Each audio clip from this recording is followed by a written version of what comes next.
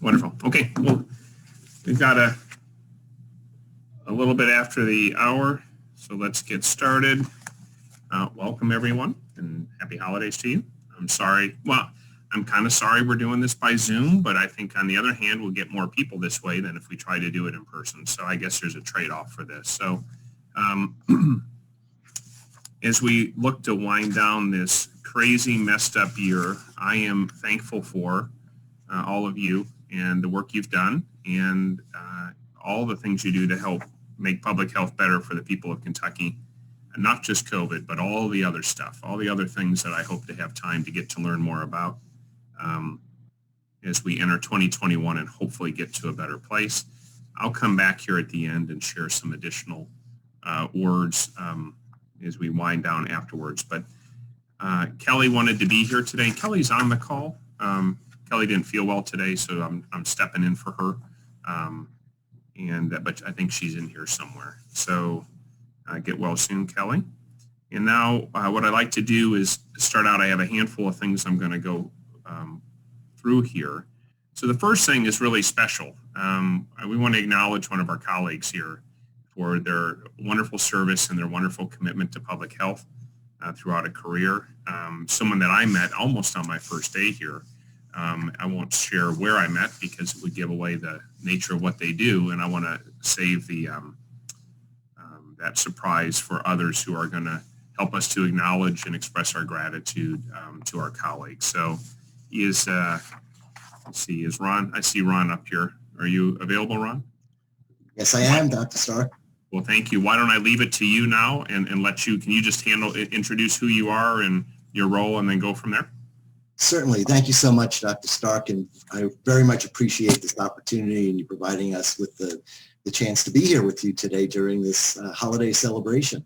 I'm Ron Bialik, President and CEO of the Public Health Foundation, and we are a national nonprofit organization focused on improving public health practice to achieve healthier communities. And we've worked with Kentucky over the years, workforce development, quality improvement, performance management, and it's really a privilege to be here, so thank you. So what I'm here for today is to present the Public Health Foundation's Ted Irving Award. The Ted Irving Award was established in 1993 by PHF to recognize outstanding service and contribution to PHF and to the public health community in general. This is not an annual award and is presented periodically when there is a deserving recipient. This year, the Public Health Foundation Board of Directors is recognizing a deserving recipient here in Kentucky in your Department for Public Health. This year's recipient has been a major contributor to developing and improving the Train Learning Network, which now is serving more than 2.8 million learners worldwide. This individual has provided guidance to federal, state, and local health agencies throughout the country, helping them improve their workforce development activities. This year's recipient also has been successful in integrating nationally established core competencies into workforce development levels at the state level as well as with local health departments. The individual has advised national leaders on how to make these competencies clearer and more understandable and more workable for individuals practicing public health.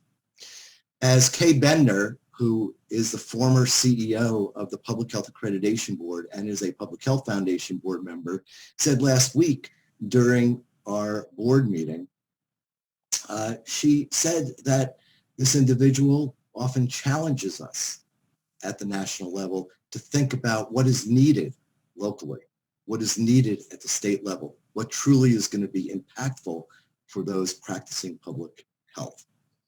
I have to think of an occurrence or several occurrences where I've attended national meetings with this individual, with leaders in public health workforce development, and often there'd be comments like, you know, that's an interesting idea.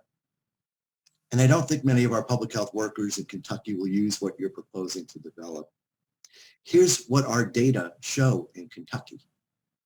And then suggestions of alternatives would follow.